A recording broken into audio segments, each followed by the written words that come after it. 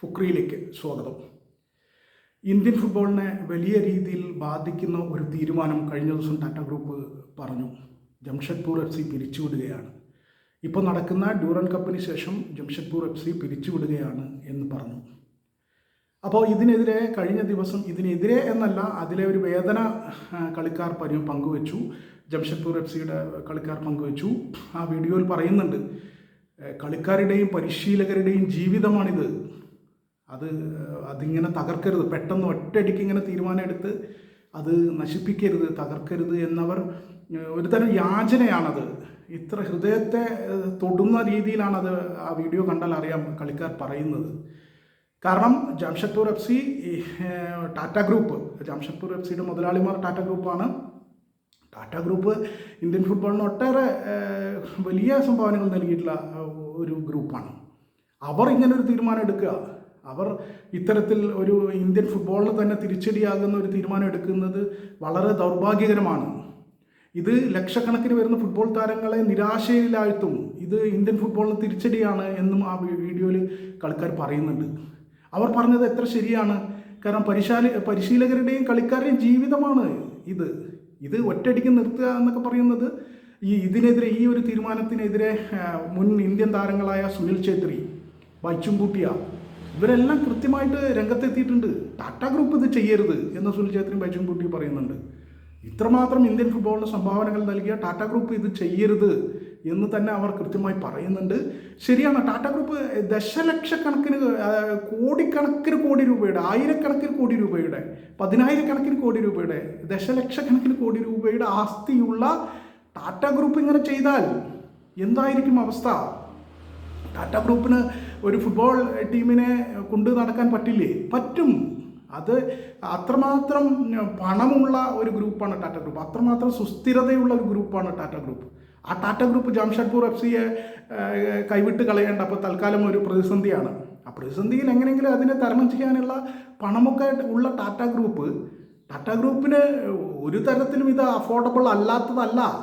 ടാറ്റ ഗ്രൂപ്പിന് തീർച്ചയായിട്ടും ഈ നിലയിൽ ഒരു ഫുട്ബോൾ ടീമിനെയൊക്കെ കൊണ്ടു നടക്കാനുള്ള പ്രതിസന്ധി ഘട്ടങ്ങളിൽ അത് തരണം ചെയ്യുന്നത് വരെ പണം കണ്ടെത്താൻ കഴിയുന്ന ഒരു ഗ്രൂപ്പാണ്. ഇന്ത്യയിലെ ഏറ്റവും വലിയ കോർപ്പറേറ്റ് സ്ഥാപനമല്ലേ ടാറ്റ ഗ്രൂപ്പ്. ആ ടാറ്റ ഗ്രൂപ്പ് ഇങ്ങനൊരു തീരുമാനം എടുക്കുമ്പോൾ അത് തീർത്തും കളിക്കാർക്ക്, പിന്നെ പരിശീലകർക്ക്, ഒപ്പം തന്നെ ഫുട്ബോളിന് തന്നെ വിരുദ്ധമായ ഒരു തീരുമാനമാണത്. ആ തീരുമാനത്തിൽ നിന്ന് പിൻവാങ്ങണം എന്ന് ബൈച്ചും കുട്ടിയും സുനിൽ ഛേത്രി അടക്കമുള്ളവർ പറയുന്നുണ്ട്, കളിക്കാർ പറയുന്നുണ്ട്.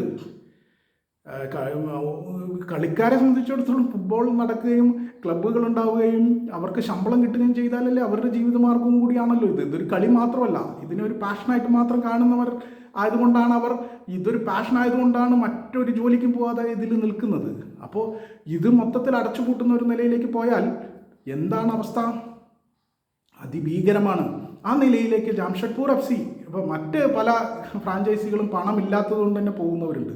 അതൊരു സത്യമാണ്. അപ്പോൾ കേരള ബ്ലാസ്റ്റേഴ്സിനൊക്കെ പോലുള്ളൊരു പണമില്ല. അപ്പോൾ പണമുള്ളവർ ആരെങ്കിലും വന്ന് അത് ഏറ്റെടുക്കട്ടെ എന്ന നിലയിലാണത്. എന്നിട്ട് പോലും അവർ പിരിച്ചുവിട്ടു എന്നുള്ളതിനപ്പുറം അത് വിറ്റു. അവർ കേരള ബ്ലാസ്റ്റേഴ്സൊക്കെ പണമുള്ള ഗ്രൂപ്പിന് വിറ്റു. അപ്പോൾ ഇതൊരു വലിയ കമ്പോളം കൂടിയായി നിൽക്കുന്ന, ആധുനിക കാലത്ത് ഫുട്ബോൾ എന്നല്ല ഏത് ഗെയിമും ഒരു കമ്പോളം കൂടിയാണ്. അത് പണം ഒഴുകുന്ന ഒരു സംഗതി കൂടി ആവുന്ന സാഹചര്യത്തിൽ അത് പണമുള്ളവർ അത് ഏറ്റെടുത്ത് നടത്തുക എന്നുള്ളതാണ്. അതിന് മാത്രം പണമുള്ളവർ ഇന്ത്യയിലുണ്ട്. ടാറ്റ ഗ്രൂപ്പ് അതിൽ ഏറ്റവും മുൻനിരയിൽ നിൽക്കുന്നവരാണ്. ദശലക്ഷക്കണക്കിന് കോടി രൂപയുടെ ആസ്തിയും വരുമാനവുമുള്ള ടാറ്റ ഗ്രൂപ്പിന് ഒരു ഫുട്ബോൾ ടീമിനെയൊക്കെ അതവർ ചെയ്തിട്ടുണ്ട്. പണ്ട് മുതൽ അവരത് ചെയ്തിട്ടുണ്ട്. ജംഷഡ്പൂർ ഫുട്ബോൾ അക്കാഡമി ഉണ്ടായിരുന്നു. ആ ഫുട്ബോൾ അക്കാഡമിയിൽ നിന്ന് ഇന്ത്യൻ ടീമിനെ പ്രതിനിധീകരിച്ച് ഒട്ടേറെ കളിക്കാരുണ്ടായിട്ടുണ്ട്, ഗംഭീര പ്രതിഭകൾ ഉണ്ടായിട്ടുണ്ട്. അത്തരം പ്രതിഭകളൊക്കെ ഉണ്ടായിട്ടുള്ള അവർക്കൊക്കെ അത്രയും വലിയ സംഭാവന ചെയ്തിട്ടുള്ള ടാറ്റ ഗ്രൂപ്പ് തന്നെ ഇപ്പോൾ നിഷ്കരുണം ഒരു ടീം പിരിച്ചുവിടുക എന്ന് പറയുന്നത് ഒരു സുപ്രഭാതത്തിൽ ഒരു വഴിയുമില്ലാതെ പെരുവഴിയിലാക്കുകയാണ് കളിക്കാരെയും പരിശീലകരെയും. ആ നിലയിലേക്ക് പോകുന്നത് എത്രത്തോളം അപകടകരമാണ്. അത് ഇന്ത്യൻ ഫുട്ബോളിന് ഒട്ടും ഗുണകരമല്ല. അത് പ്രത്യേകിച്ച് ഇപ്പോൾ ഇന്ത്യൻ ഫുട്ബോൾ നേരിടുന്ന വലിയ പ്രതിസന്ധികളുണ്ട്, പല തരത്തിലുള്ള പ്രതിസന്ധികളുണ്ട്. ആ പ്രതിസന്ധിയിൽ ഇന്ത്യൻ ഫുട്ബോളിനെ കൈവിടുന്ന രീതിയിലാണ് ടാറ്റ ഗ്രൂപ്പ് അക്കാര്യത്തിൽ ഇടപെടുന്നത്. കാരണം പണമില്ലായ്മ ആണ്, സാമ്പത്തിക പ്രതിസന്ധിയാണ് ടാറ്റ ഗ്രൂപ്പിൻ്റെ കാര്യത്തിൽ എന്ന് പറഞ്ഞാൽ അത് വിശ്വസിക്കുക പ്രയാസമാണ്.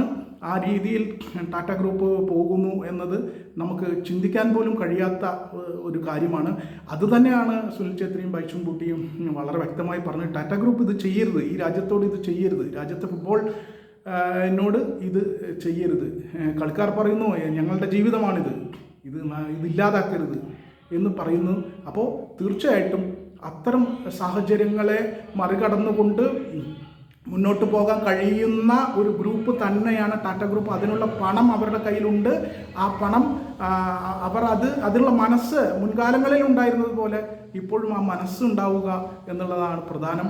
അതല്ലെങ്കിൽ അത് ഇന്ത്യൻ ഫുട്ബോളിന് തന്നെ ചെയ്യുന്ന ഒരു വലിയ ചതിയായി പോകും. ആ ചതിയിൽ നിന്ന് ജംഷഡ്പൂർ FC തിരിച്ചു കൊണ്ടുവന്ന് ടാറ്റ ഗ്രൂപ്പ് ആ ചതിയിൽ നിന്ന് പിൻവാങ്ങുക തന്നെയാണ് വേണ്ടത്. കാരണം ഫുട്ബോൾ ഏറെ പണച്ചെലവുള്ള ഒരു കാര്യം കൂടിയാണ് പുതിയ കാലത്ത്. ആ പണം ഇറക്കാനും അത് കൊണ്ടു നടക്കാനും കഴിയുന്നവർ അതിൽ നിന്ന് പിൻവാങ്ങിക്കഴിഞ്ഞാൽ പിന്നെ ഈ ഗെയിം തന്നെ ഇല്ലാതാകും എന്നുള്ളത് കൊണ്ട് തന്നെ ജംഷഡ്പൂർ FCയെ പിരിച്ചുവിട്ട നടപടിയിൽ നിന്ന് ടാറ്റ ഗ്രൂപ്പ് പിന്മാറും എന്ന് തന്നെ ഇന്ത്യയിലെ ഫുട്ബോൾ പ്രേമികൾ വിശ്വസിക്കുന്നുണ്ട്. തീർച്ചയായിട്ടും ആ നിലയ്ക്ക് തന്നെ കാര്യങ്ങൾ വരും എന്ന് തന്നെ നമുക്ക് കരുതാം. അങ്ങനെ കരുതിയേ മതിയാവുള്ളൂ. കാരണം അതൊരു ശുഭപ്രതീക്ഷയാണ്. ആ ശുഭപ്രതീക്ഷയിൽ നമുക്ക് മുന്നോട്ട് നീങ്ങാൻ കഴിയും.